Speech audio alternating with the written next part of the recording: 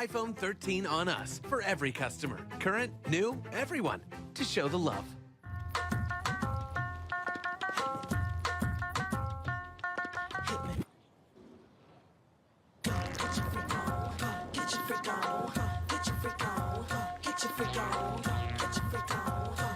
Folks, Black Star Network is here. Hold no punches! I'm real revolutionary right now. Black power. Support this man, Black Media. He makes sure that our stories are told. Thank you for being the voice of Black America, Roland. Stay black. I love y'all. All momentum we have now, we have to keep this going. The video looks phenomenal. See, this difference between Black Star Network and black-owned media and something like CNN. You can't be black-owned media and be scared. It's time to be smart. Bring your eyeballs home. You dig?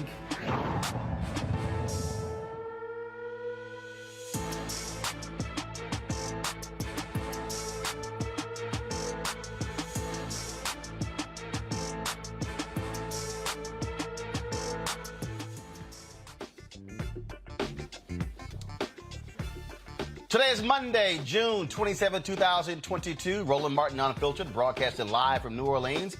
We are preparing for the Essence Festival. Coming up on the Black Star Network, a video released of a white cop who attacked a black man, a fatal shooting. We'll actually show you that video. Also, since the Supreme Court overturned Roe v. Wade, making abortion up to the states to make it illegal or legal. Many people have been talking about the implications of this, how people are affected. And also, people are talking about a congresswoman, Mary Miller, who said at a Trump rally, thanking him for calling this a victory for white life. We'll talk about this, y'all, with the first elected female mayor of Mount Vernon, New York, who will share her devastating story of losing her daughter at 6.5 months and explain why the battleground for reproductive rights is so critical. Also, the January 6th committee has a surprise hearing on tomorrow. They say recently uncovered evidence calls for this hearing. What does this mean for Donald Trump and his minions? Also, President Joe Biden has signed into law the first major gun bill in more than 30 years. Plus, a Russian judge has set a trial date for WNBA star Brittany Griner. And in our Fit, Live, Win segment, a biomedical field service engineer turns to farming in Baltimore, Maryland. Yeah, folks, farming. It's time to bring the funk on Roland Martin Unfiltered on the Black Star Network. Let's go. He's got it. Whatever the miss, he's on it. Whatever it is, he's got the scoop, the fact, the find. And when it breaks, he's right on time and it's rolling. Best believe he's knowing. Putting it down from sports to news to politics. With entertainment just for kicks, he's rolling. It's on go, roll, y'all. It's Roland Martin.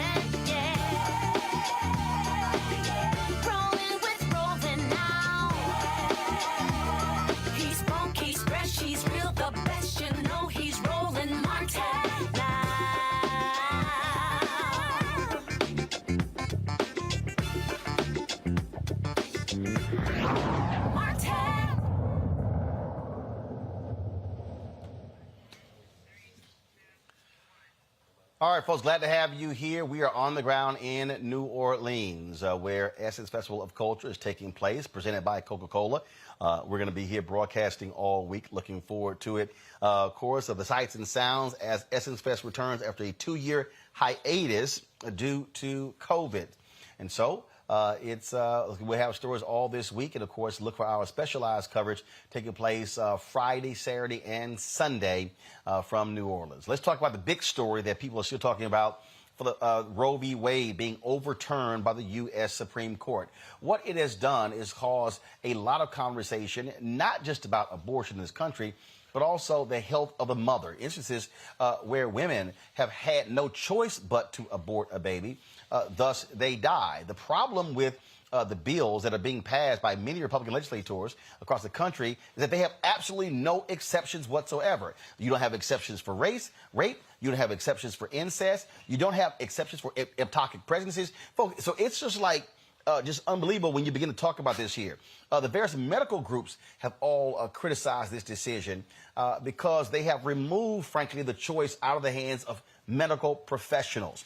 Then you have many of these states like South Dakota saying that they're going to prosecute doctors who perform abortions. Some states are looking at actually prosecuting individuals who are even trying to go out of state who desire to have an abortion. What you also now see are district attorneys who have decided, especially in blue cities or blue states, that they are not going to prosecute folks. In fact, the governor of Wisconsin was trying to figure out a way around the fact that Wisconsin in the 1800s outlawed abortion. Well, because you had the federal law that superseded that particular state law.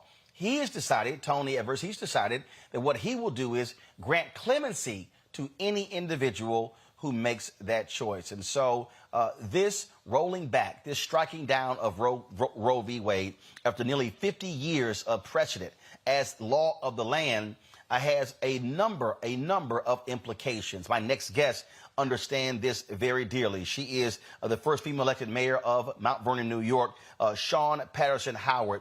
Also is vice president of the African American Mayors Association. She almost died when she lost her daughter at 6.5 months. She joins me now. Glad to have you on the show. Shawn, I'm sorry, I said Sharon, sorry, Shawn. So this is a thing that is interesting as we begin to analyze this decision, is that there are so many cases like yours and others where you have these exceptions where things happened, and yet you don't have these states offering guidance when the life of the mother is in danger. So explain what happened in your case. So in my case, I was 27 years old, a healthy woman, married. This would have been my second daughter. I had an issue with an incompetent cervix, and the placenta became exposed, and I developed an internal infection, one that would have taken my life if I would have continued with the pregnancy. And so I literally had to make the decision with my family, instead of going through Herculean efforts, to induce labor and deliver a baby. And this was almost 30 years ago, at a time where her lungs were not developed enough and she wouldn't live. And so I did that. It took me about 12 hours to deliver. She came out very, barely breathing. My mother held her and took care of her, but I was then on the hospital table fighting for my life as I began to bleed out, and you could hear the blood hitting the floor, and I could feel myself slipping away, and all I could do was pray, because we did not have the right medical professionals in the room to deal with that type of complication. And so I never had an opportunity to hold my daughter. My husband didn't get a chance to see her, but at least she was in my mother's arms. Now, here I am, educated, married, middle class or strong working class, on my way to middle class. And oftentimes women of color are not heard. We're not heard, we're not listened to when we're talking about complications and challenges with our bodies. And so thus, we see a higher infant mortality rate with women of color. Even women of color who have master's degrees lose their life and lose their babies at a higher rate than white women without a GED. So, as I listen to you explain that story, I've seen so many other stories of women talking about the issues that they face, and that as a result of this decision, doctors are literally left with no options whatsoever. And these doctors now face the possibility where they could be prosecuted if they made a decision to save the life of the mother, because again, you don't have any exceptions for most of these laws. Absolutely. And it shouldn't even get to a place where we're talking about exceptions to a law. It shouldn't come to a place where it is just a question over the life or death of the mother. A woman has the right to choose. It has been the precedent. It has been the law of the land for almost 50 years. And of your growing and your prosperous countries around the world, the United States is the only one that is taking this right away. Now, I'm going to be very transparent. That was not my only experience. At the age of 16, and then again as a freshman in college, I made the decision to have an abortion. That was the right decision for me. I was not of age. I didn't have the money or the education. I would not be sitting in this seat right now, I believe, if I would have taken the route to have my baby. And at 16 years old, I had an incredible mother. And she's still alive, so I still have an incredible mother. But at that age, I just couldn't go to talk to her about what I was going through. And so my boyfriend and I at that time made the decision, and we got on the bus and we paid for it ourselves and went to Planned Parenthood and made that decision. And I made that decision again as a freshman at Howard University. So it's not just in life or death situations. Black women right now are being paid 58 cents on the dollar to that of a white man. And white women are paid 73 cents on the dollar to that of a white man. So it's also a question about economics. It's a question about the path that you choose for your life. We need to be able to make decisions about our bodies, and we cannot have men, and definitely the Supreme Court, dictating to us when, where, and how we have children. It is, but here's the deal, though, people are dealing with. I mean, frankly, Democrats and liberals believe this was the law of the land. They could have codified this into law. They didn't. And so as a result, when you leave it up to the courts, they could either rescind a decision, overrule it like they did here, or they could allow it to stand. As an elected official, do you think this has also caused Democrats to now realize, you know what, you simply can't just expect the courts will stay the same? This is where Democrats should have ensured that this became law? Absolutely. As Democrats, we have to be stronger. We have to be clearer about what our focus is, and we have to lean into that with the codification of policies. And so here in the great state of New York, our Governor Kathy Hochul, along with our Senate and our Assembly, did codify abortion and abortion access into the laws of the state of New York, understanding that this ruling was coming down. Unfortunately, it's not something that was done on a federal level, and we know there are other states that are doing this now, codifying it into law, but we also know that there are 26 states that are in the process of putting it into law, and they have trigger laws for when this federal decision came down. And so we have to be braver, we have to be bolder and unapologetic as Democrats and stand on our values. We cannot continue to try and pull so many people under our tent that our message, our focus, and our direction becomes lost. And that's one of the things that I feel that we have not done well. All right, then. Look, Mayor, we certainly appreciate you sharing your story with us. Thank you so very much, Sean Patterson Howard. Thank you so much. Take care. And we're going to continue to fight. Right. Please. Thank you very much. Continue to fight. All right, then. I appreciate it. Thanks a lot. I'm going to bring in my panel right now to talk further about this and some other issues. So please welcome to the show Dr. Julianne Malvo. She is the chair, Department of Dean of College of Ethnic Studies, California State University, L.A. Dr. Makongo Dabinga, professorial lecturer, School of International Service, American University. Dr. Larry J. Walker, assistant professor, University of Central Florida. And so, since we, I guess since we have, our legal Wednesday, I guess we'll call this University Monday. With all three of you, of course, with various universities. Julianne, I'll start with you. It has been interesting the last 72 hours listening to the feedback and watching as people have described different scenarios that they now have to deal with when it comes to pregnancies, when it comes to saving the life of the mother, when it comes to these decision making, things that people have not thought about. It's been very interesting also looking at folks who have now been analyzing a lot of these red states where they have poor health care for young kids and others, and now their policies are being put on the line. You know, Roland, it's very interesting that these people they believe in the right to life until the child is born, at which point they don't believe in any rights at all. That's why the child tax credit was rescinded. That's why we see so much poverty and child poverty in particular. These people are the better side of lunacy is the best way that I can put it, in the cleanest language that I can put it in. What we really need to look at, as the sister who just spoke talked about her own experience, there are lots of experiences like that. Should you be forced to carry a child that you were impregnated because you were raped? Are you forced to carry a child when the child is a product of incest? That makes no sense at all. But, what we see is voting has consequences. That's all I have to say. I tell this story all the time, but people get mad when I tell it about a little girl, young lady who was a Bennett Belle, actually, and she couldn't vote for Hillary in 2016 because she said she didn't like Hillary. She said she wasn't going to vote for Trump. She just was going to stay home. 2 years later, when Gorsuch was appointed, she called me and she said, "Doc, what are we going to do about our abortion rights?" I said, "I don't have abortion rights. I'm over 60. I said, "But you should have thought about that. You couldn't vote for Hillary."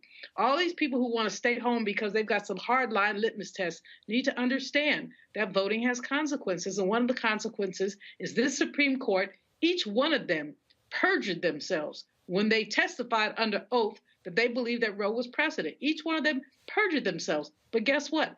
They are the Supreme Court. The only way we get around them is through court expansion, and I hope that President Biden is thinking about that again. Before he said he wasn't in favor of it. But what are you in favor of? And this decision is ridiculous. And as the sister said, Black women earn less than 60 cents on the dollar for a white man. Not only that, but we are more likely to get abortions. And right now, if you look at some states, and look at how far people have to travel. People spend $1,000 just trying to get from point A to point B, not to mention the hours that you have to spend. If you're going from Mississippi to, let's say, Illinois, maybe the closest state where you can get an abortion. So we have to look at those things. There are economic consequences here that we're not paying attention to. The point, Larry, that I made there when I talked about these so-called pro-lifers, I've been ripping many of them over the weekend, and I said, y'all ain't pro-life, you're anti-abortion. I said, you can't be against Medicaid expansion, but you're pro-life. You can't be so in love with guns, but you don't really care about gun violence, but you love life. When it comes to infant mortality rates, when it comes to prenatal care, when it comes to voting against school lunches, you can't tell me that you are pro-life when your only concern is the fetus, but not when it's a 6-year-old who can't eat.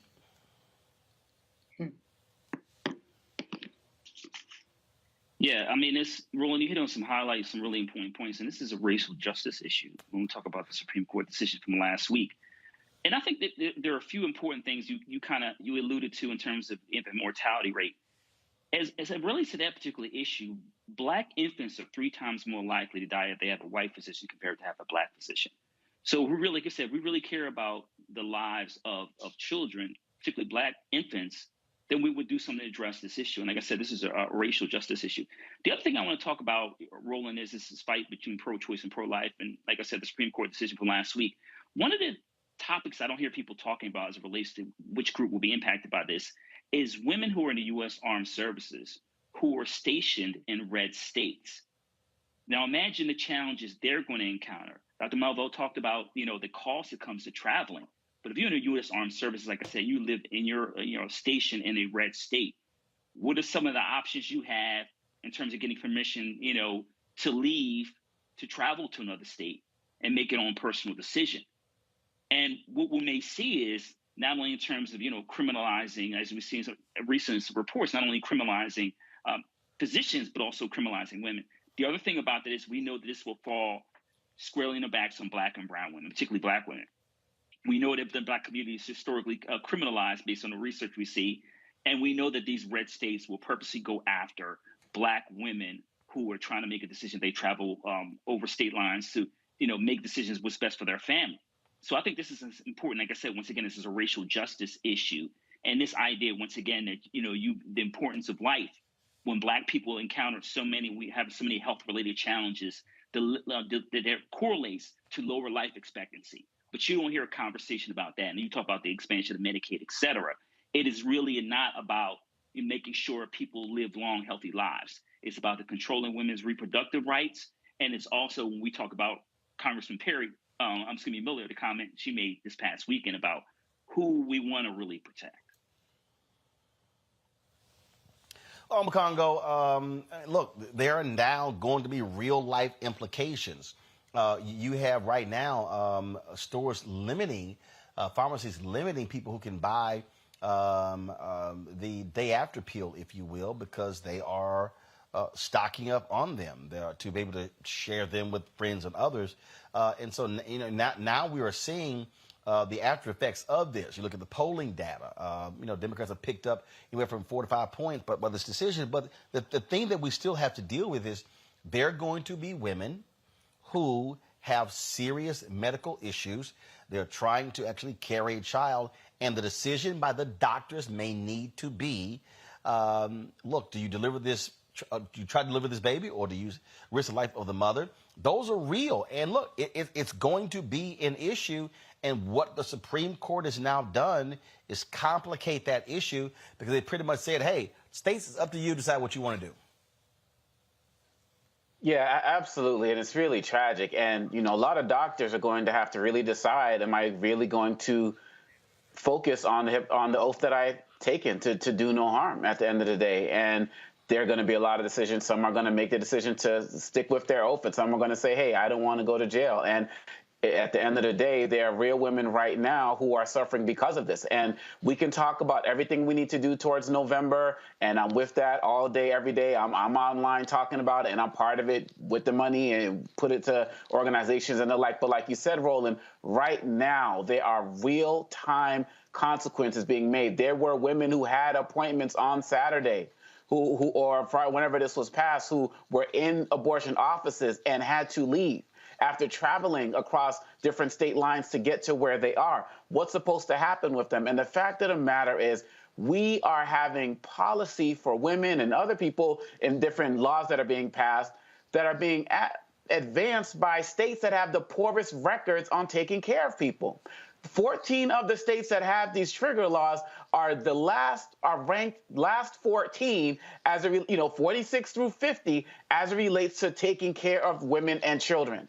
And now they're putting out policies that are going to affect the entire country. So all of these Republican governors and senators and other politicians and so-called religious, quote-unquote, right people, because we know they're wrong, who are saying, well, no, we're going to make sure that this is provided. You haven't been doing it this entire time. It's like the late George Carlin said, if you're preschool, if you're preborn, you're fine. If you're preschool, you're effed at the end of the day. And this is what we are seeing. And so we have to make sure that we are putting our money and our organization and our support towards those organizations that are on the ground, that are helping women get across states, that are helping women get funds in terms of being able to move around. I applaud we talk about corporate sponsorship all of the time. I applaud organizations like Dick's Sporting Goods and Starbucks and other organizations that said they're going to be supporting women. But we all know here that many of the women who are going to be most affected don't have jobs that have insurance and access, and they are going to be left. We are in a country that doesn't talk about the poor, and this is a bill that's this is a ruling that is going to fundamentally affect the poor, and is doing it in real time. So we have to make sure that we're doing real-time things right now to support people in every way, shape, and form, because real lives are on the line, and we can't lose sight of that. And I'm glad that you brought this up, because we haven't lost sight of it here, but we have to make sure, particularly as it relates to Black and brown women, that they're not lost as well. Folks, hold tight 1 second. We come back. I want to talk about the wake-up call that white folks, white progressives, and white Democrats have received as a result of this decision. I'll unpack that thing when we come back on Roland Martin Unfiltered right here on the Black Star Network. Verizon just gave us all a brand new iPhone 13. We've been customers for years. We got iPhone 13s too. Switched 2 minutes ago, literally right before this. iPhone 13 on us on any unlimited plan for every customer, with plans starting at just $35. All on the network more people rely on.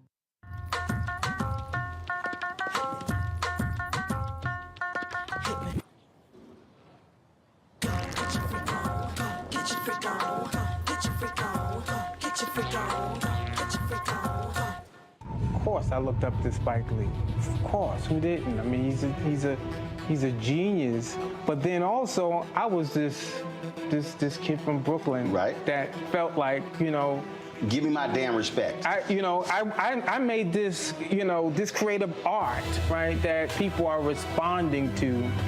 And it would have been great if we had the opportunity to sit one-on-one. Hold on 1 second. Okay. Spike. What's up, babe? So I'm in LA right now. I got a one-on-one series with my network, Black Star Network. And I'm interviewing Maddie Rich. I appreciate that, bro. That's a big moment, man. That was like, man, that was good. Got me all choked up. That's good. Well, I'm all about connecting. Appreciate that.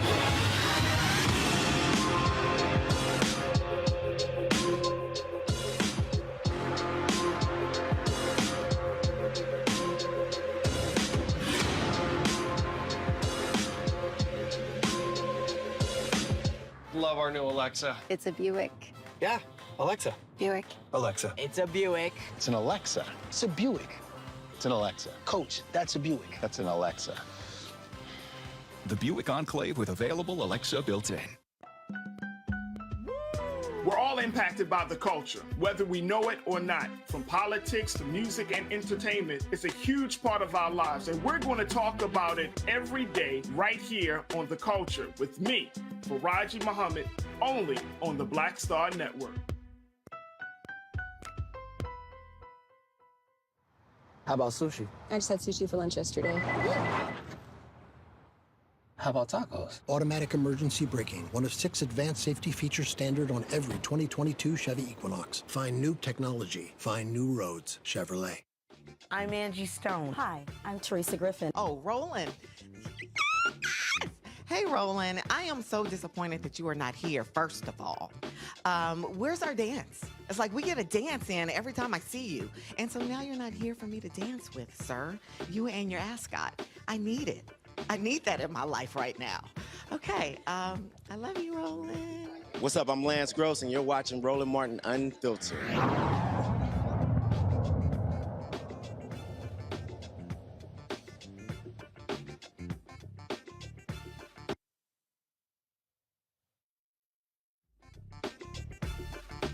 Welcome back to Roland Martin Unfiltered right here on the Black Star Network. So it was quite interesting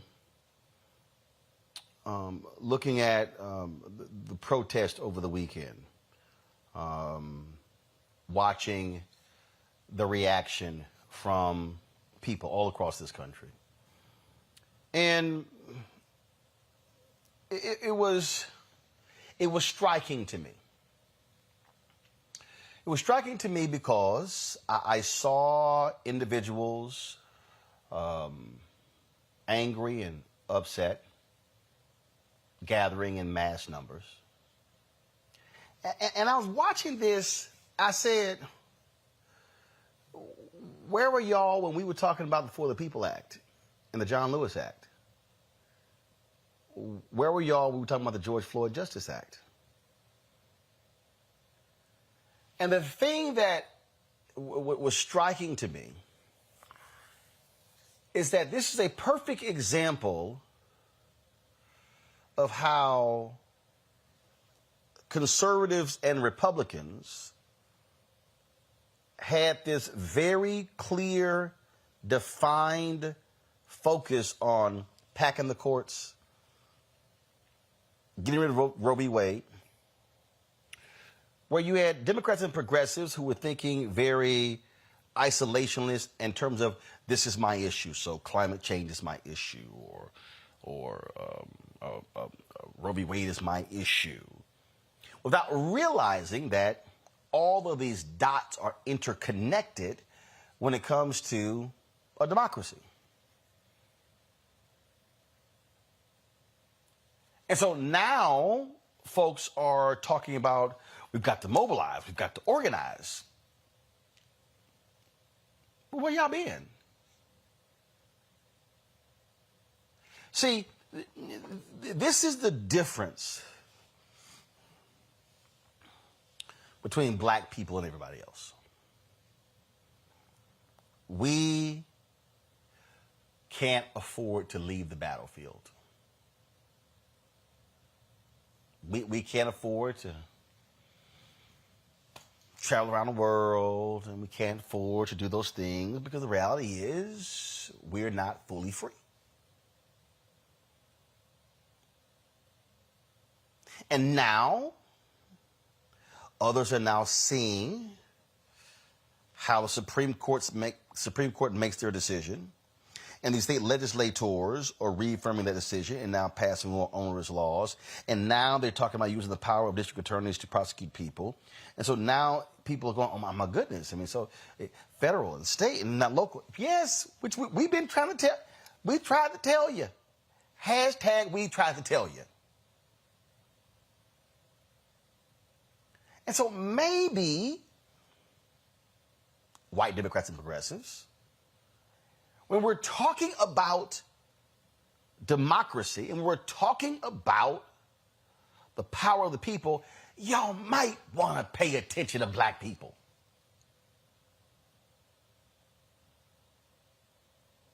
And so now LGBT people, oh my God, what's going to happen? Clarence Thomas has already signaled, hey, let's revisit same-sex marriage decision. Oh, don't think for a second Republicans are not planning that. And so now gay folks all of a sudden are concerned. Where was your concern when we were talking about the For the People Act and John Lewis Act?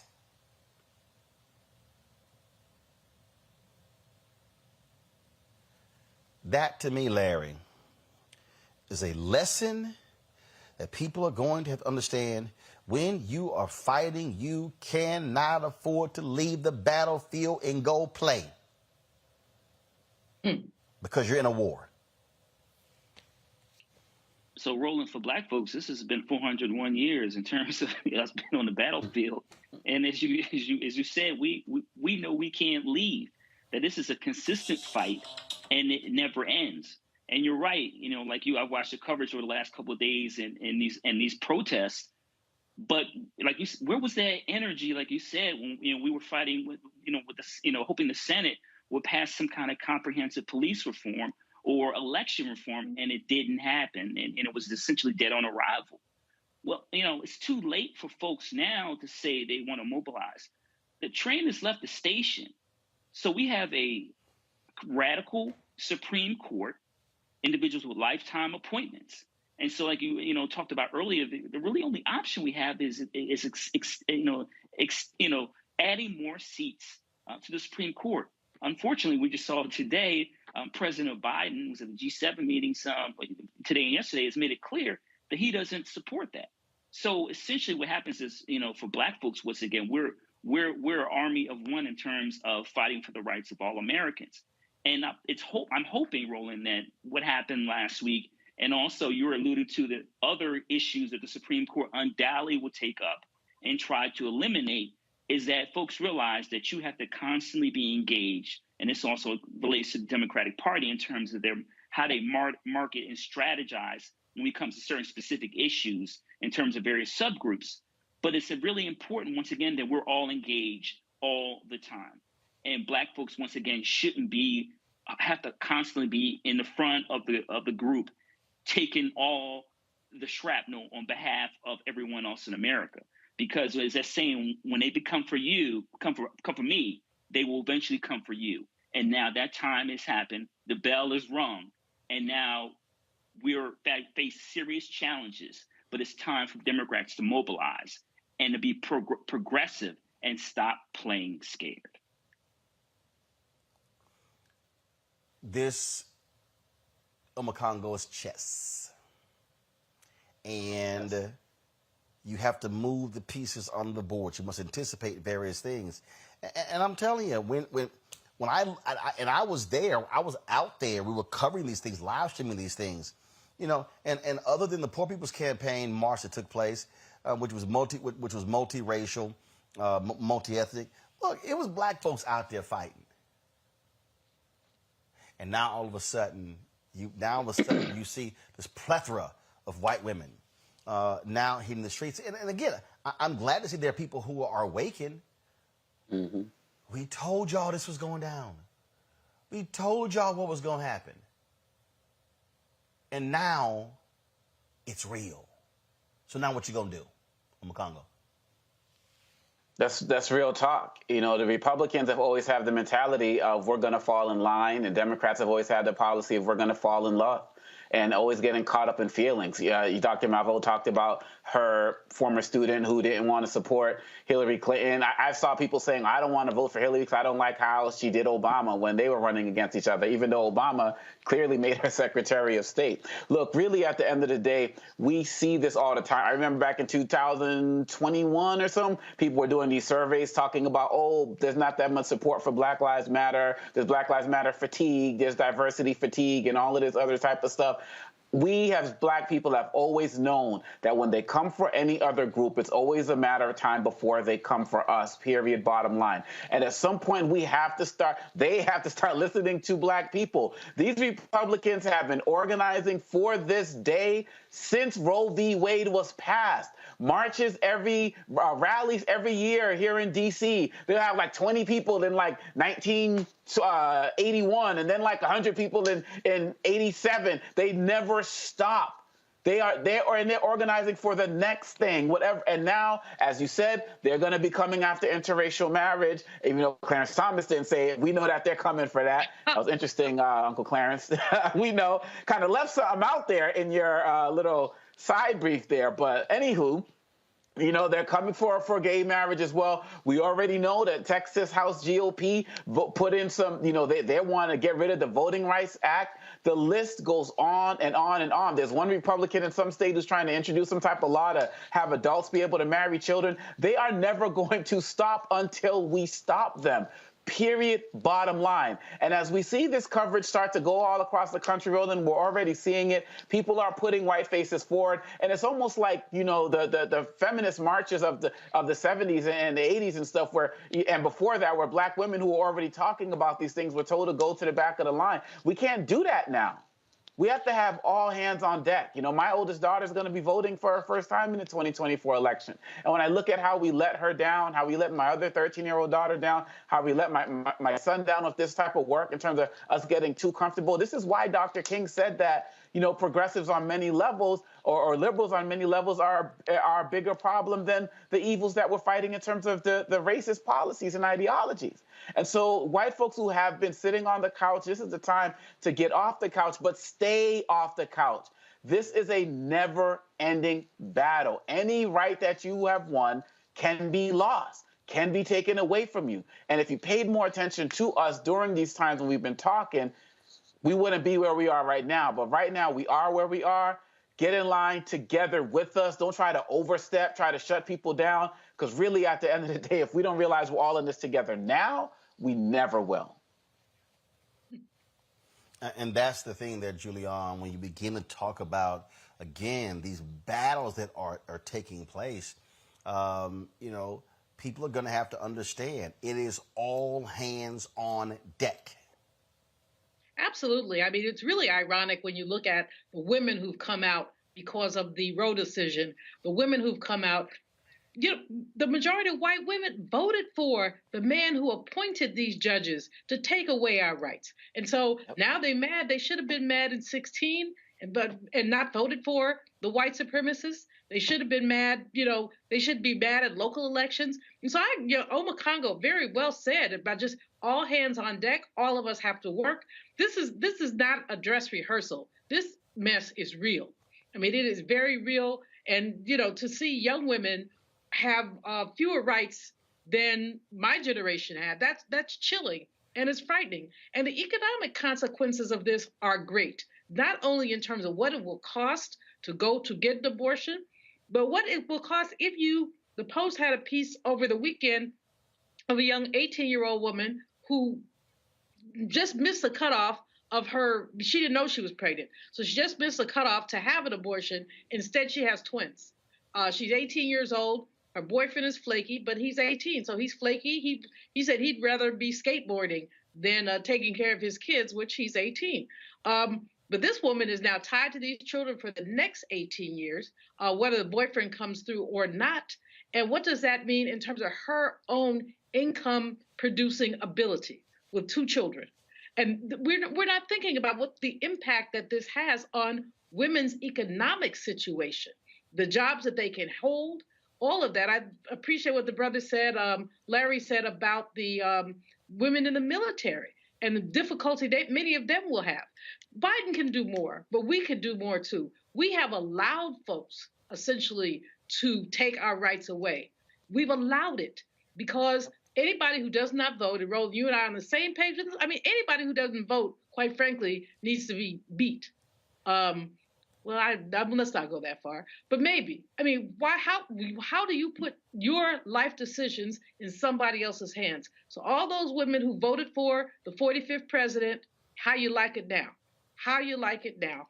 And that's all I have to say. I mean, we did this to ourselves. We on Roland Martin Unfiltered, but we Americans set ourselves up for this mess. And really, the only answer in terms of this court is going to be expanding the size of the Supreme Court, which many, including the president, have been very reluctant to do. And of course, folks, at a Trump rally, an Illinois congresswoman, let's just say she sort of made clear how she and others view Roe v. Wade decision by the Supreme Court. President Trump, on behalf of all the MAGA patriots in America, I want to thank you for the historic victory for life in the Supreme Court yesterday.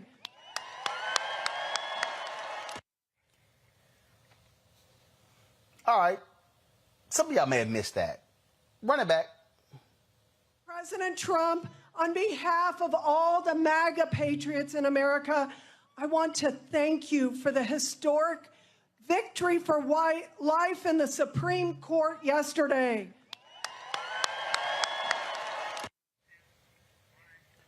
Well, Congresswoman Mary Miller goes, oh, that was a mix-up of words. I did not mean to say that. No, that was...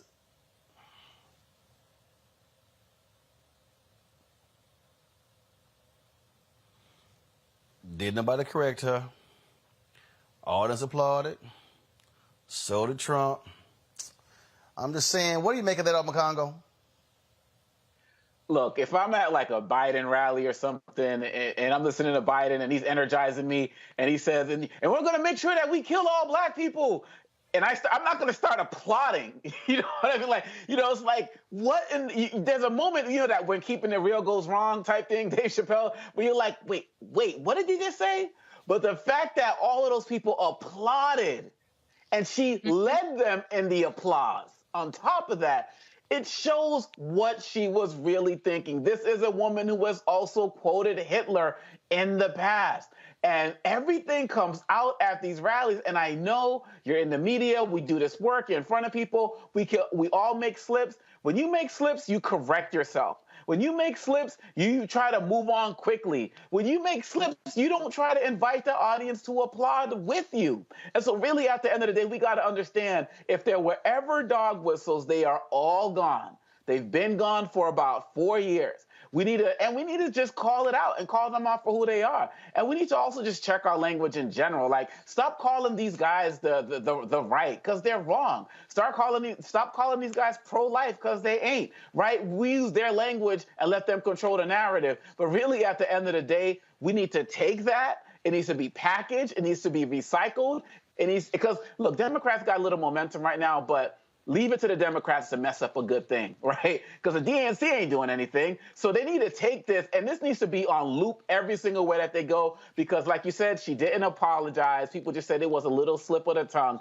But that slip of the tongue, when you're standing in front of a racist, an admitted racist who had a racist presidency, what more do we need to get out there, to get organized and fundraise and vote these people out of office? They've given us every single thing they could possibly do to show us who they are. When Dr. Maya Angelou said, when they show you who they are, believe them the first time.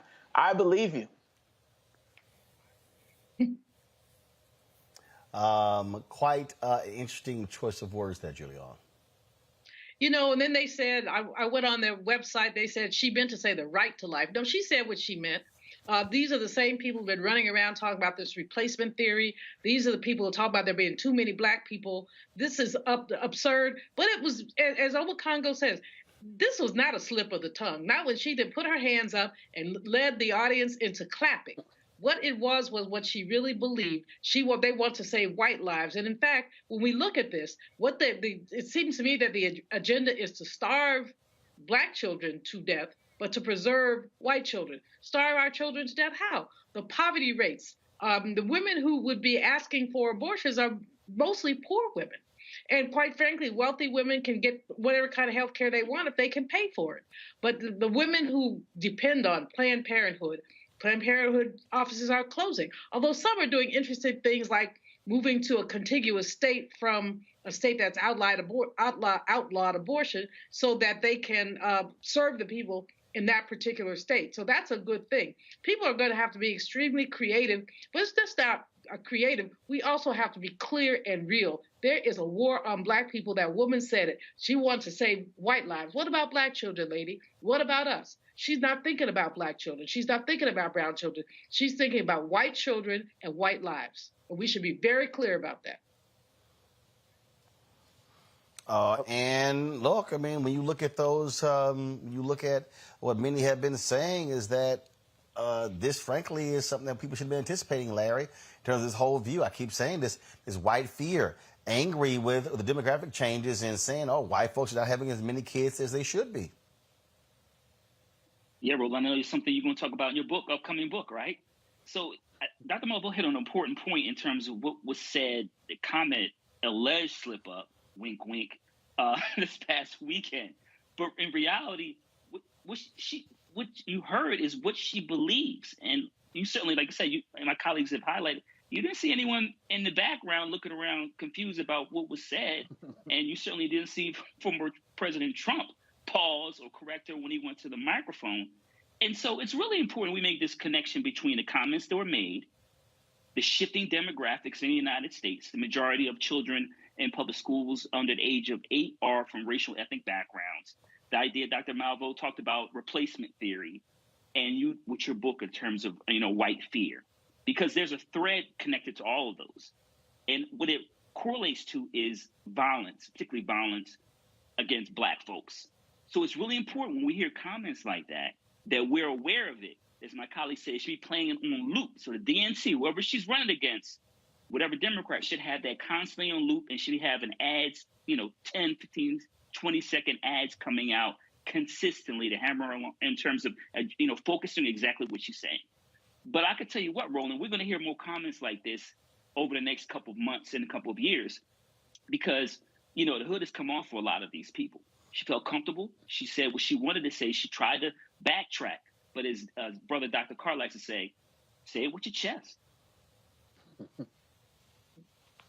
Well, look, I have said point blank on McCongo that Donald Trump has unleashed this thing. And what used to be said undercover, frankly, these people don't care. They're like, yo, man, we can say it. We good.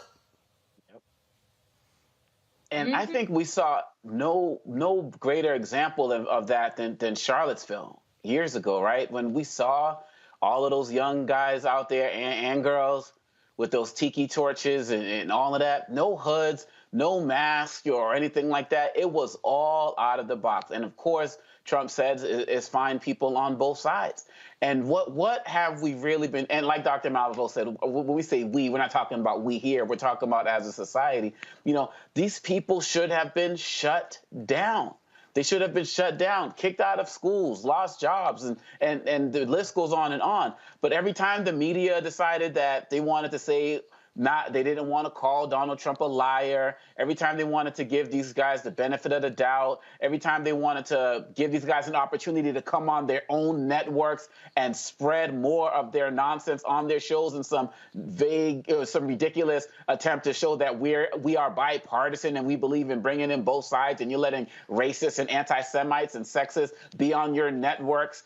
Every time they did that, they made this stuff a little bit more comfortable for the rest of us for the rest of America to be able to swallow. And this is where we are right now. Where we're at our jobs right now, we're in our schools, and people feel comfortable that they can say anything. People feel comfortable just going up and hitting Black women in stores like they don't care because Donald Trump and all of these guys talked about violence. You got these Republicans out there doing these ads where they're going into people's houses with guns, wanting to kill their own, by the way, rhinos, as they say, and that should show if they don't care about themselves, they don't give a damn about us. But like Dr. Malvo said in our last segment, we allowed this to happen. And now more than ever is a time when we got to start shutting these things down. Dr. King said you can't legislate morality, but you can regulate behavior. We got to start taking action on these folks because it is going to get worse. We got the New York ruling that you talked about last week as well as it relates to the handguns and what the Supreme Court did. They also ruled on not having to read Miranda rights anymore. So the situation is going to get more violence, more ignorant, and we are still the #1 targets of hate crimes in this country and always have been. And so now is the time to really start calling out what they're saying. And if this woman didn't believe what she said, what do her policies show? What does she support that shows that she doesn't believe that, quote unquote, white lives matter, basically, at the end of the day? And so now we got to call them out and put them out and shut them down because our future, as it has always been, like you said, Roland, we've always been on the battlefield. And this is just the latest battle. Indeed, folks. Gonna go to break. We come back. More news, including some shocking video released of the fatal shooting of a Black man in Florida. We'll tell you about that. Plus, did y'all know Florida also has a new law? Cops can now ticket folk because they music too loud. Y'all know Black people are gonna be targeted for this one. You're watching Roland Martin Unfiltered on the Black Star Network. Don't forget to support us in what we do. Download the Black Star Network app, available on all platforms. Apple phone, Apple TV, Android TV, Roku, Amazon Fire TV, Xbox One, Samsung Smart TV. You can also join our Bring the Funk fan club.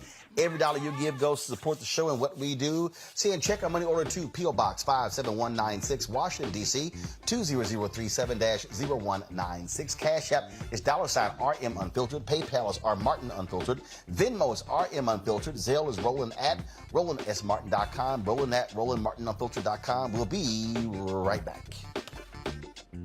Verizon just gave us all a brand new iPhone 13. We've been customers for years. I thought new phones were for new customers. We got iPhone 13s too, switched to Verizon 2 minutes ago. Ours were busted, and we still got a shiny new one. Check it out. So wait, everybody gets the same great deal. I think that's the point. iPhone 13 on us for every customer. Current, new, everyone. On any unlimited plan, starting at just $35. All on the network more people rely on. Love our new Alexa. It's a Buick. Yeah, Alexa. Buick. Alexa. It's a Buick. It's an Alexa. It's a Buick. It's an Alexa. Coach, that's a Buick. That's an Alexa. The Buick Enclave with available Alexa built in. On A Next A Balanced Life with Dr. Jackie, we're talking all things mental health and how helping others can help you. We all have moments where we have struggles, and on this week's show, our guests demonstrate how helping others can also help you. Why you should never stop giving and serving others on A Next A Balanced Life here on Black Star Network. How about sushi? I just had sushi for lunch yesterday. How about tacos? Automatic emergency braking, one of 6 advanced safety features standard on every 2022 Chevy Equinox. Find new technology. Find new roads. Chevrolet. Next on the Black Table with me, Greg Carr. A very different take on Juneteenth with the one and only Dr. Sunyata Ahmed. We'll explore the amazing foods, remedies, and rituals that are a part of our history and the Juneteenth holiday. So it's our responsibility to return the healthier version to our folks instead of just the red liqueurs marketed to us, the red sodas and the other things. I mean, why does the Kool-Aid man have to sound like Louis Armstrong? He's like, oh yeah! Yeah, right. An enlightening and tasty hour of the Black Table, only on the Black Star Network. Hi, I'm Amber Stevens-West from The Carmichael Show. Hi, my name is LaToya Luckett, and you're watching Roland Martin Unfiltered.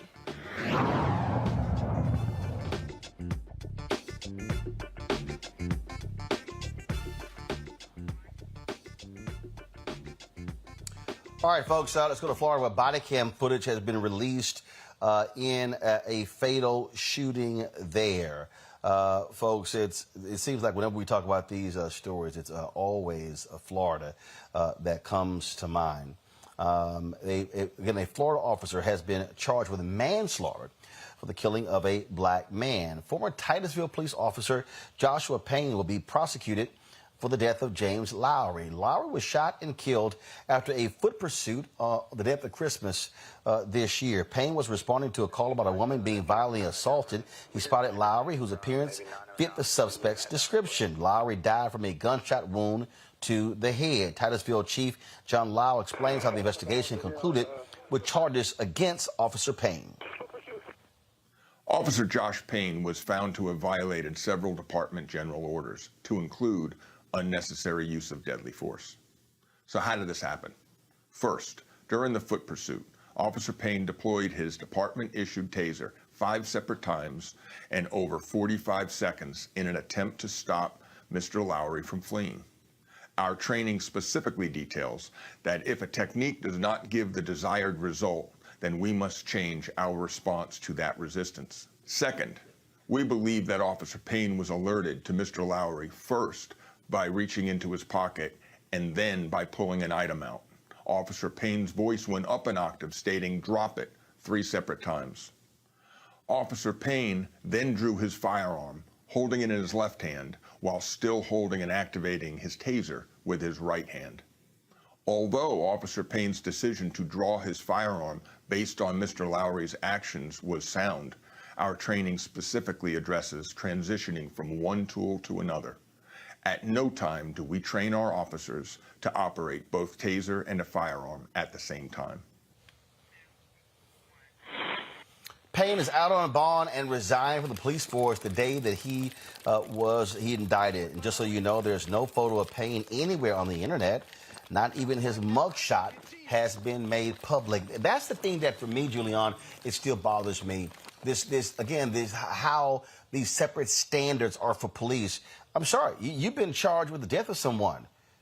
This notion of the system still protecting an officer when any of our mugshots have been out immediately. If you were simply accused, Roland, not indicted, simply accused of something, there your picture would be. And so, no, they protect their own. And it really goes back to what we were talking about in the last segment. We talk about protecting white lives. They protect each other. There's going to be someone, he'll probably have an attorney who will make the case that he was afraid for his life, which we know. You shot somebody in the back. You're not afraid for your life. You know, you're afraid that their life will convict you for your wrongful behavior. You heard the chief. He said, how do you use your taser 5 times in so many seconds? And then try to be Superman and carry 2 weapons at the same time. Well, you know that doesn't work. But they will protect this guy. He may have quit, etc. They will protect him as long as they can, and they'll make a case that police officers have the right, if you will, to, quote, defend themselves. Although there's no defending here at all. And if he knew who the man was, he'd have to shoot him. He just could have waited, gone and got him later. But what was he? He resembled somebody. It wasn't even, he was not in, they said someone had, domestic abuse. But he was not the one who did the domestic abuse. So they don't take their time. They see a black man or woman, they see a black person, and they figure, okay, let's shoot. It is open season on black people, plain and simple. And that case is disgusting. But I'm glad that his parents, they really were very persistent to making sure that the video was shown. And of course, Brother Ben Crump is on the case with this one as well. But, you know, the parents were determined to make sure that this video was shown. And we now all know what kind of a devil, I say devil, that Payne is. Y'all want to talk about, again, cops just losing their minds targeting us. Let's go to Rhode Island, where an off-duty Rhode Island police officer who was also a state Republican Senate candidate is facing assault charges for punching his black opponent at an abortion protest at the State House. Providence Patrolman Gene Lugo was charged with simple assault and disorderly conduct for an altercation with Democratic nominee Jennifer Rourke. Caught on video, Lugo punched Rourke during the protest Friday night.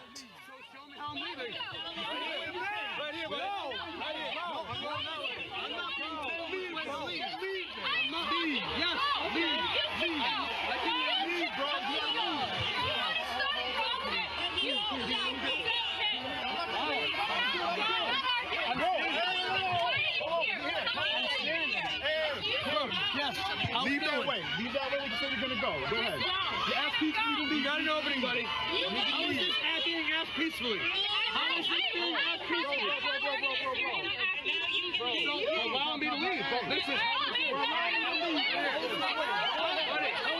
Buddy, go ahead. Go ahead. Listen. If I have to leave, go away. Go. Excuse me.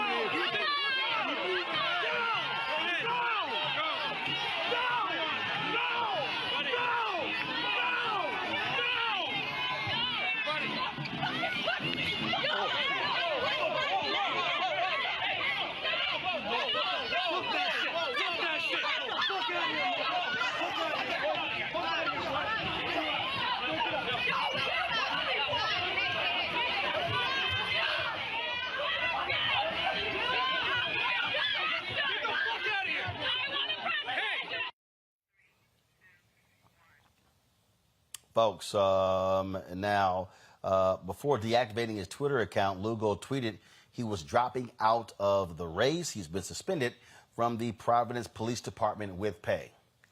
Larry, what the hell? So listen, Roland, let's be clear. He's been suspended. He should be fired and shouldn't have access to his pension. We can't continuously allow individuals in law enforcement to behave like this at any point, whether he's at a protest, rally, campaign event, whatever it is. We can't constantly allow individuals to behave like this. He had an opportunity to leave. He assaulted. Once again, we talk about protecting Black women. He assaulted a sister who was running against him, interestingly enough. But he should go to jail, and he should lose his pension. We can't, like I said, we just can't continue to allow this kind of violence. The other thing that worries me, Roland, is that we're going to continue to see this kind of violence at people protesting a variety of the issues, particularly if they're from minoritized backgrounds and having to deal with individuals like you see what you see in this video.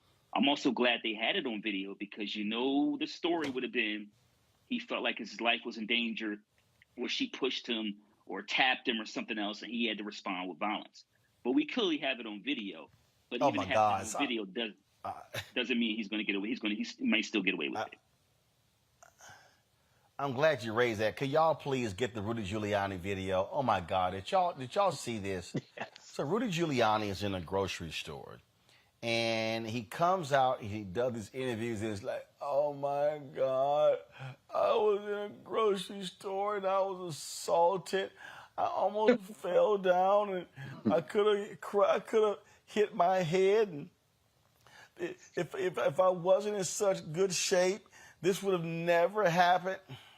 Y'all, Rudy didn't realize the video was being recorded in the store. And the assistant manager, oh my God, y'all. This is, when you see the video, dude got tapped on the back. Now, the grocery store worker was arrested Sunday, has been charged, but Rudy Giuliani made it seem like he was the victim of a vicious assault, that he took massive body blows as a result of this deal. Y'all, he didn't. He is just a liar, a flat-out liar. Let me know y'all had a video. I mean, it's crazy. I mean, first of all, Julia, have you seen this video? I have not.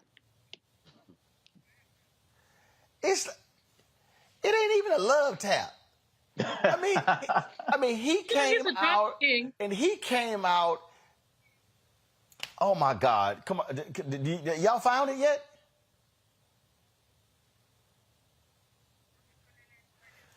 All right, come on. I mean, this. I gotta play this for y'all because it is just. I mean, he was literally on television. Oh my God, I could have been severely injured, and now he's complaining that Fox News won't cover the assault. Ooh, come on, y'all, let's go.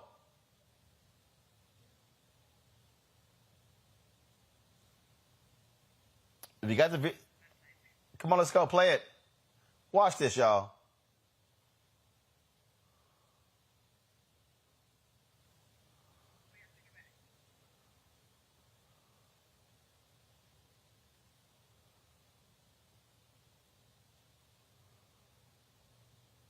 Did y'all miss that? Play it again.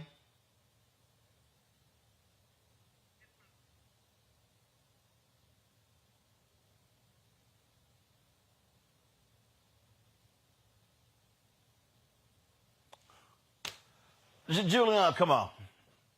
Did you see that? This is so ridiculous. This is so ridiculous. It's not. I got knocked down. I can't get up.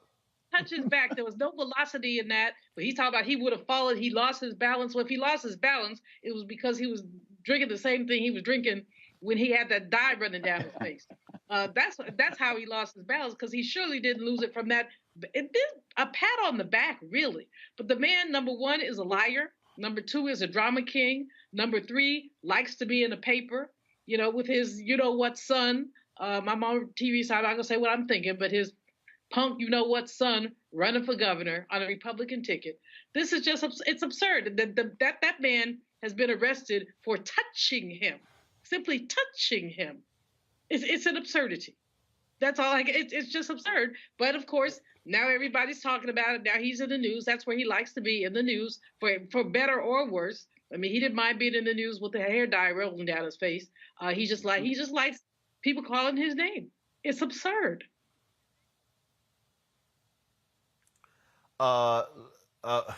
Larry, I don't know.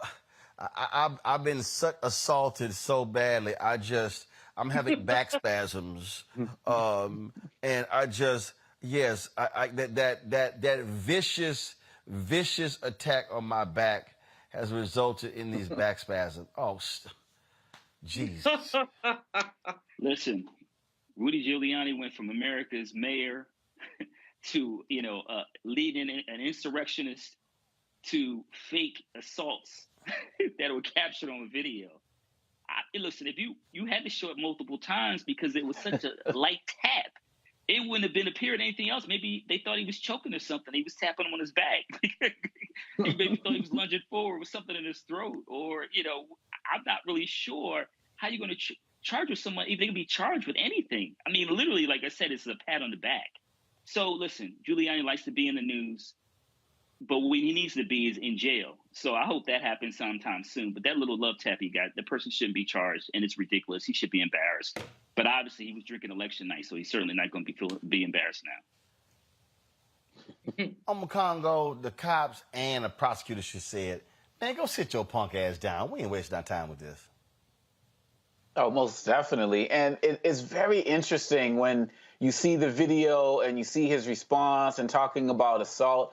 These Republicans, they are really good at flipping the script and taking the language that really affects real people in real time. For example, Stephen Colbert's film crew got arrested down at the Capitol last week when they were doing some work down there. And Tucker Carlson said that these guys are insurrectionists.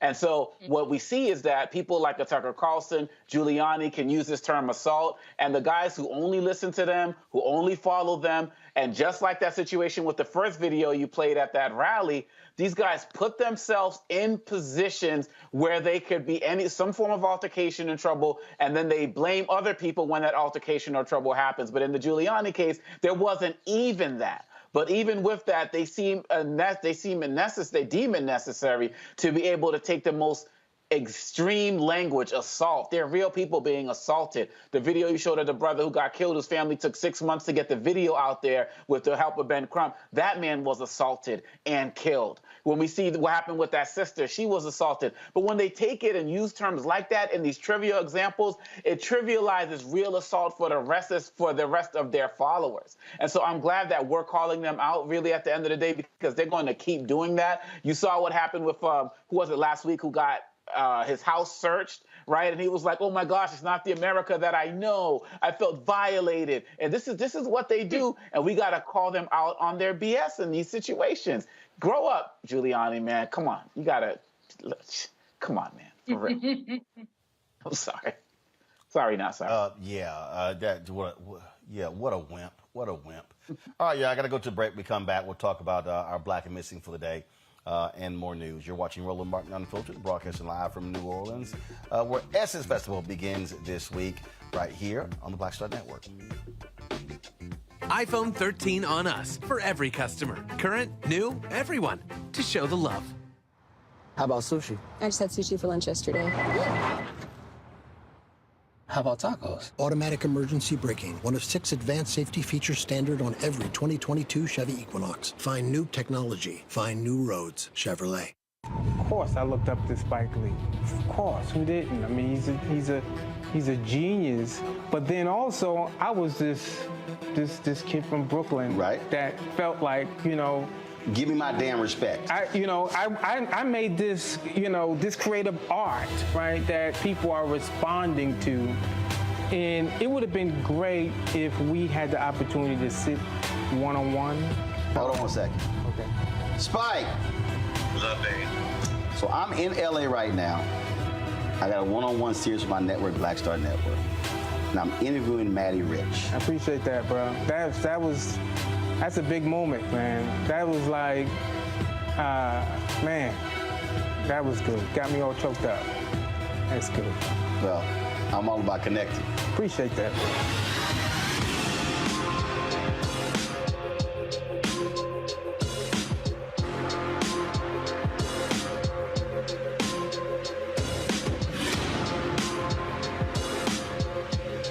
Love our new Alexa. It's a Buick. Yeah, Alexa. Buick. Alexa. It's a Buick. It's an Alexa. It's a Buick. It's an Alexa. Coach, that's a Buick. That's an Alexa. The Buick Enclave with available Alexa built in. I'm Deborah Owens, America's Wealth Coach, and on the next Get Wealthy, what do the ultra wealthy know that most of us don't?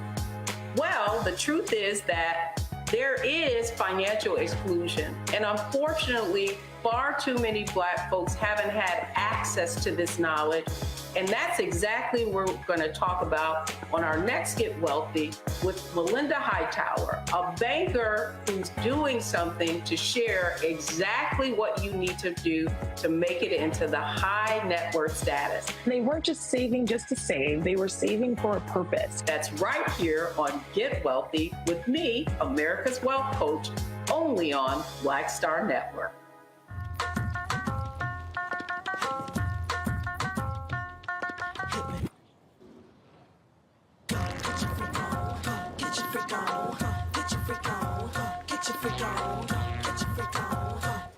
Hi, everybody. This is Jonathan Nelson. Hi, this is Cheryl Lee Ralph, and you are watching Roland Martin Unfiltered.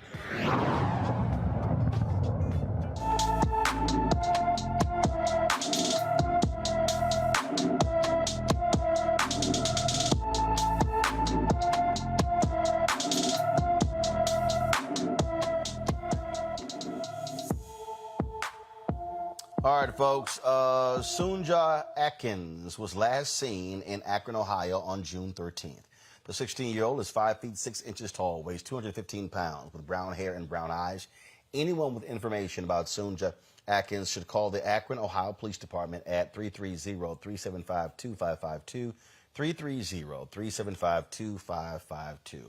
All right, folks, there's going to be a surprise hearing tomorrow for the January 6th committee. They were not supposed to have any more hearings until July, but new evidence came up, calls for them to call witnesses tomorrow.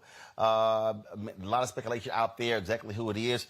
This right here says a whole lot on Congo with what's going on. The fact that this committee, again, Chairman Benny Thompson said last week that they were just going to take the time off, continue their investigation. But literally, he said new evidence is coming up every single day. And this was such significant evidence, it caused them to decide to actually have a hearing tomorrow. This sounds like a pretty big deal.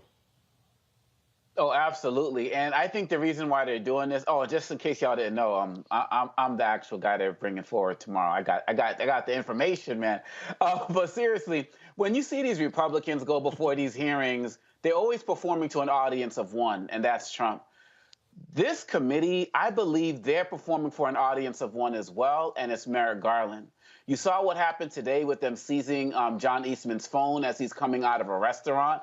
And, you know, they obviously felt whatever he had on his phone when you have all of these different types of apps like Signal that are really, you know, encrypted, that they needed to get it right away. That's why I believe that they are having this hearing tomorrow to show whatever new information that they have. I mean, they got that documentary film evidence last week as well. And I think that really at the end of the day, I do feel like Merrick Garland and the Justice Department are not acting fast enough, but I do believe that they have been paying real attention to this stuff, and they haven't gotten all of the transcripts yet from the committee hearings. But when they see some of these things, I think it really encourages them to go farther and faster with the work that they're doing. So I believe that the reason this is happening tomorrow, because look at all of the stuff that's going on right now. We're rolling the news 24/7 and what the Supreme Court did. They could have waited on this, right, for some of this other stuff to die down. But they clearly feel like this is important enough because between now and the next hearing that they do in July, they want the Justice Department to get to work even faster on what they should already be doing.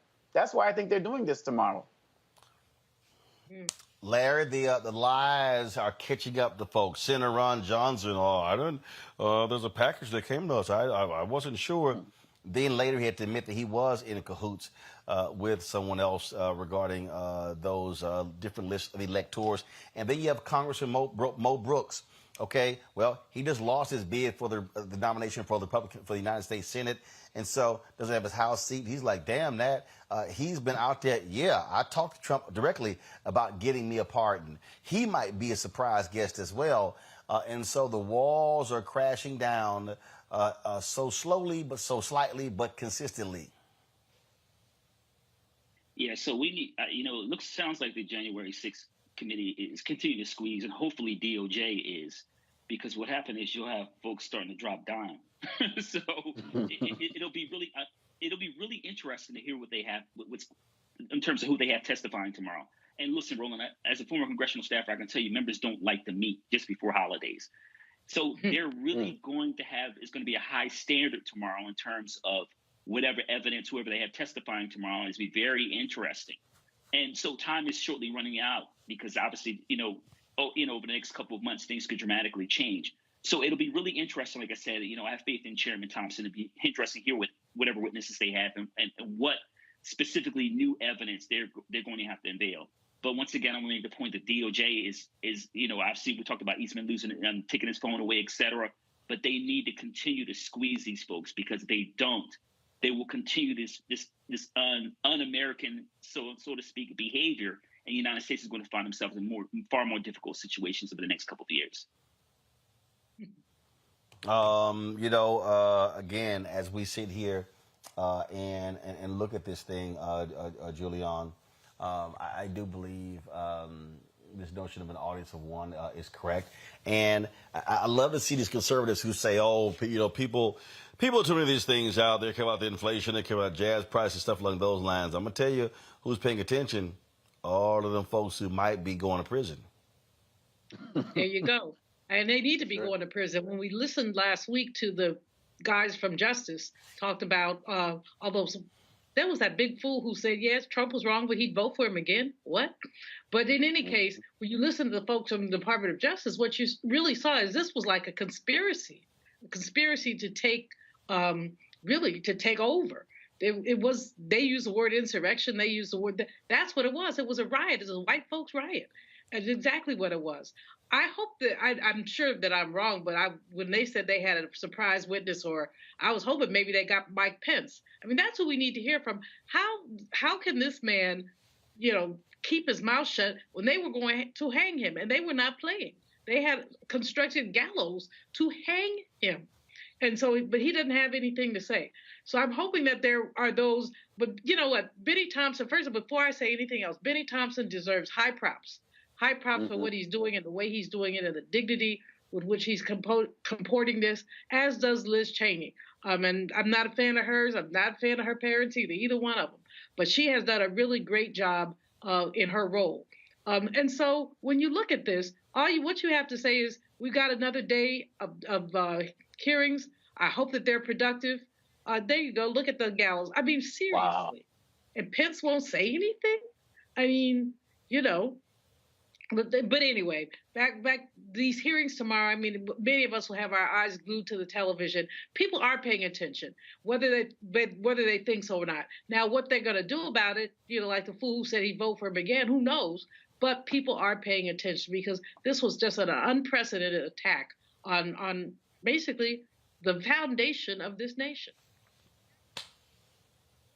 Indeed. Folks, hold tight 1 second. Got to go to a break. We come back. Fit, Live, Win.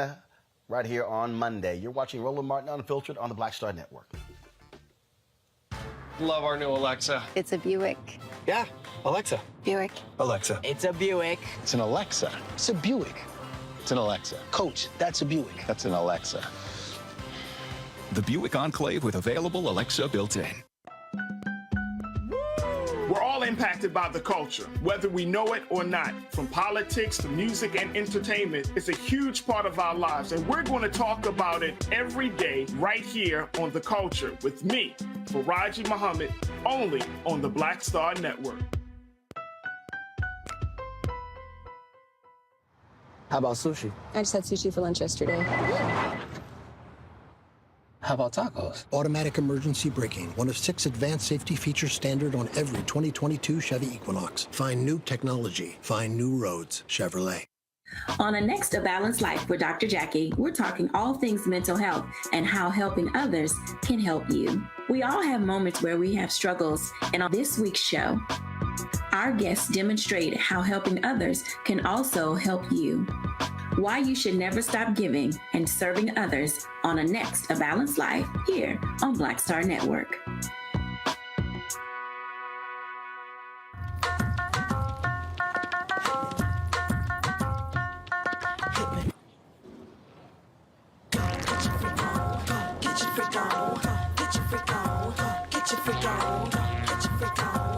You want me to do something crazy, but I don't know what to do. I'd rather just sit here. Hi, this is Cheryl Lee Ralph, and you are watching Roland Martin Unfiltered. I mean, could it be any other way? Really? It's Roland Martin.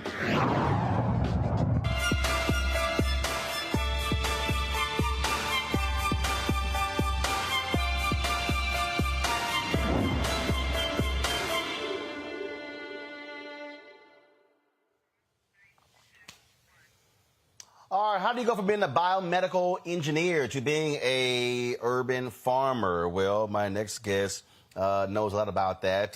Farmer Chippy, creator of Agri-Hood and Plantation Park Heights Urban Farm, joins us from Baltimore. Glad to have you on the show. So, Farmer Chippy, really? Yeah, really. Yeah. So, That's your real name? That's what you changed your name to? No, I mean, the children call me that, and that's what my dad called me when I was born, so I'm that guy. So again, how do you go from being a biomedical field service engineer to urban farmer?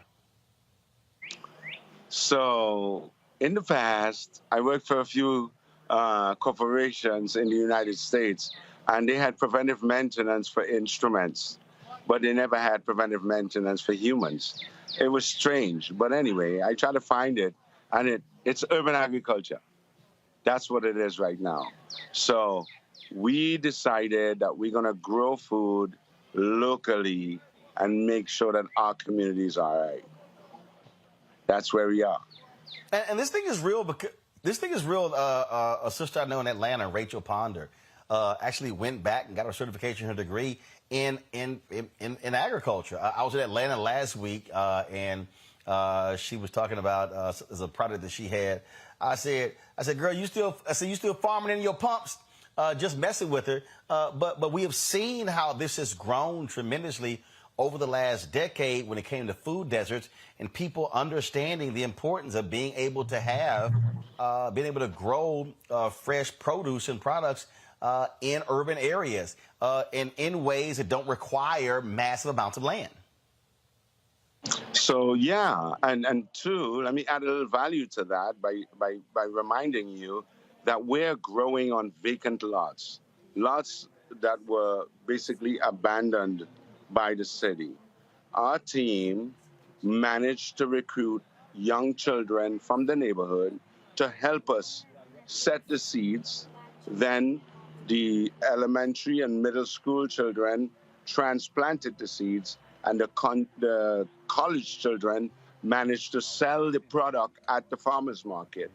At this time, we have 3 farmers market, and this is a good time to announce the Druid Hill Farmers Market in Baltimore is going to be opened on Wednesday of this week, the 29th. So we have markets where these children learn the art of trading and selling the products that they have grown. This is an amazing situation. So we just want to remind you that it's vacant lots that we're on. Wow, that is awesome.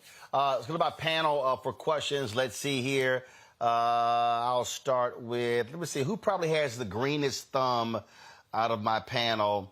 I probably would say I'll try Larry. Larry? Yeah, so Roland, thanks for having our guest. So I lived in Baltimore, and so this is really important. I know about familiar all your work. I'm glad to hear you're having something in Druid Hill Park.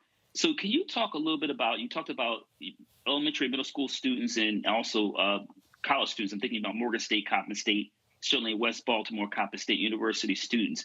Can you talk about some of the response support you've gotten from the mayor on this, in terms of what you're doing with urban farming? What kind of support have you received from the city? Not much, but I did receive a lot of support from Coppinstein and my Senator Haynes. I gotta tell you, Senator Haynes of the 40th. I'm in the 40th, so Senator Haynes was really instrumental in making sure things happened the way they happened. And for the first time in Baltimore's history, 10 of our children, 8 or 10, are at the Ag Discovery program, which is actually a USDA-sponsored program for middle and high school children. This is the first time ever. So now they visited us today, and today was a magical day for us. Today was the day when we got to talk about the agriculture, the urban ag, and introduce it to other people from other states. So these other children came from other states, New Jersey, Washington, D.C., and they came to Baltimore to experience this through Coppin. So this was a magical day for us. I'm so happy that I could share this with you on the Roland Martin Show. All right, then. Let's go to Julian. Julian? Well, first of all, brother, thank you for your work. Thank you for the imagination it takes to basically, grow crops. I was at the farmer's market in my neighborhood, downtown LA yesterday, ran into a brother who's doing some of the same stuff. He and his siblings are doing microgreens.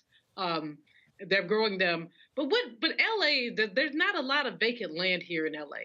Where, if you don't have the vacant land, I know folks who grow stuff on their roofs and stuff like that, but if you don't have the vacant land, how can people join this movement, which is such an important movement to make sure that you're growing fresh fruits and vegetables? And while I'm sitting here, I have to shout out my sister Marianne, who has grown artichokes, sweet potatoes, chocolate mint, all this stuff in my mom's yard. It's really funny.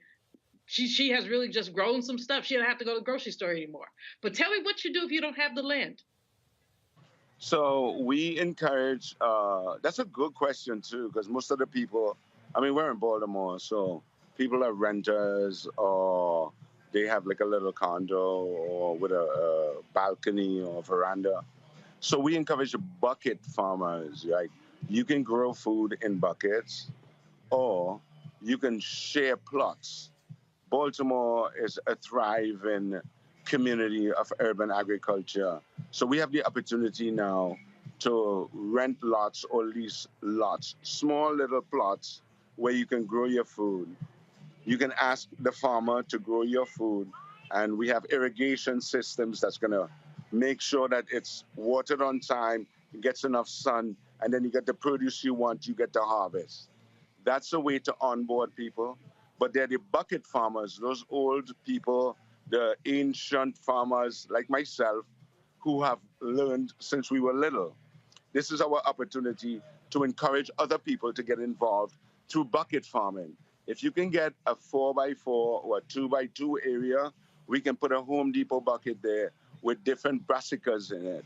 And these brassicas are going to be cancer fighters, and they can help you add value to your livity. All right, I'm a Congo. Yes, thank you so much for what you're doing. I want to return to the point you made about all of the kids that you have involved in your program. Growing up in the hood, our schools, we get the cheapest foods. And one of the arguments that are always given, well, these kids don't like vegetables. They just don't eat them, and so on and so forth. And can you just talk about the reaction that you're getting from these young kids as they're involved in this type of project that so many people think that our kids are not interested in? That is a wonderful, wonderful question. Here why? Because when I got here for the first time in 2014, it was hard to attract the children, right? They wasn't paying attention to me. But they always wanted 50 cents to go to the corner store. I always had that 50 cents, right? So then they were like, what are you eating? And I was like, well, I just made a soup. And they were like, what is it? I put them in small portions. Fast forward to now. If I don't make this soup, I'm in trouble. They're like, hey, what's going on? What's happening with the soup today? So I can tell you for sure, I have kids that did not know about agriculture, did not know about peppers, and they can list 10 peppers right now. I have young people who have left their day job to do this. And it's all volunteer work. None of it is paid. I don't have the capacity to pay anyone yet.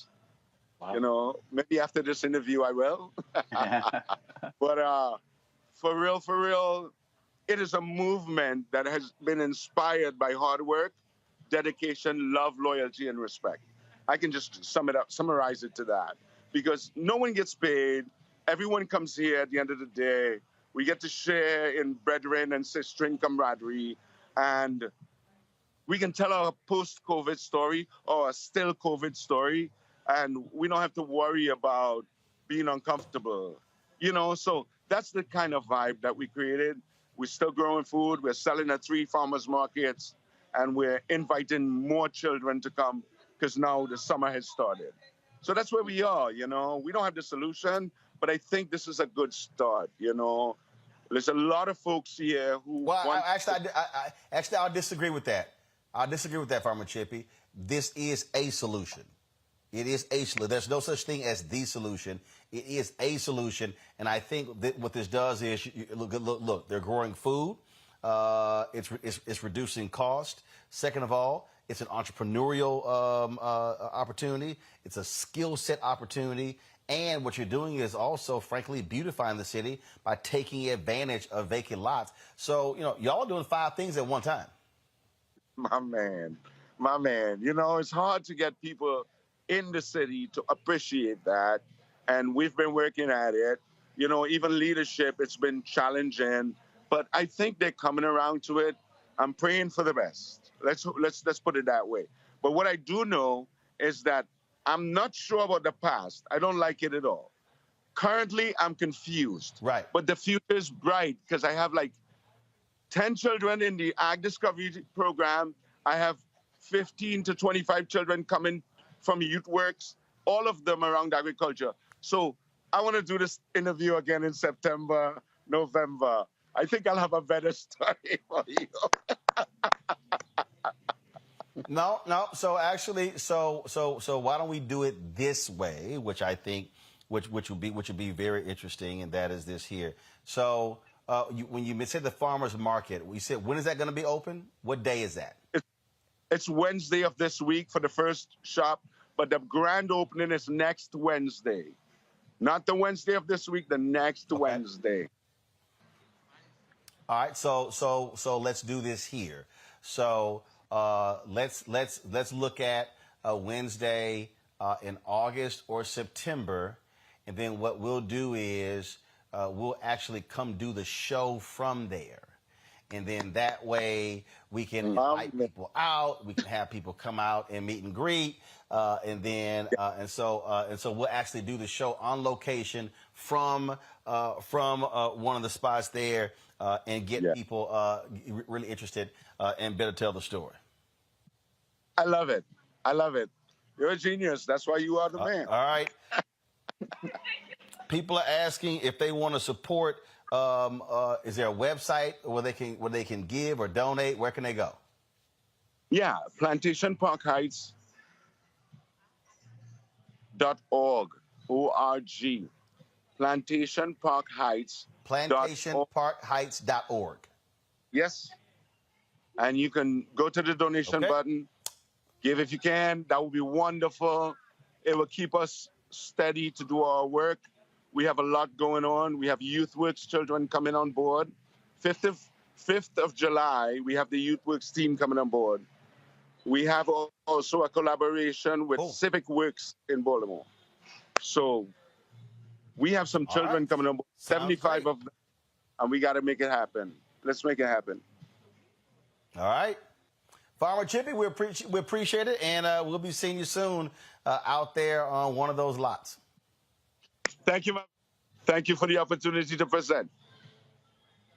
See y'all at the market. Sir, appreciate it. Thank you so very much. All right, then. We'll do that. All right, Julian, Larry, as well as Makongo. I certainly appreciate y'all joining us today on the show. We are here in New Orleans. There's going to be a lot of things going on this week. They're already getting the staging set in the convention center. We were there earlier. We're going to be there tomorrow, looking at where we're going to be setting up. A lot of different things that we're going to be doing. So looking forward. We're going to be providing wall-to-wall coverage of Essence Festival, partnering with the folks at Coca-Cola. Things happening in the convention center, outside, at the Superdome, all around the city. And so we're really looking forward to this week to doing some great work. And so, folks, y'all definitely don't want to miss that. And speaking of that, here's our Essence Throwback.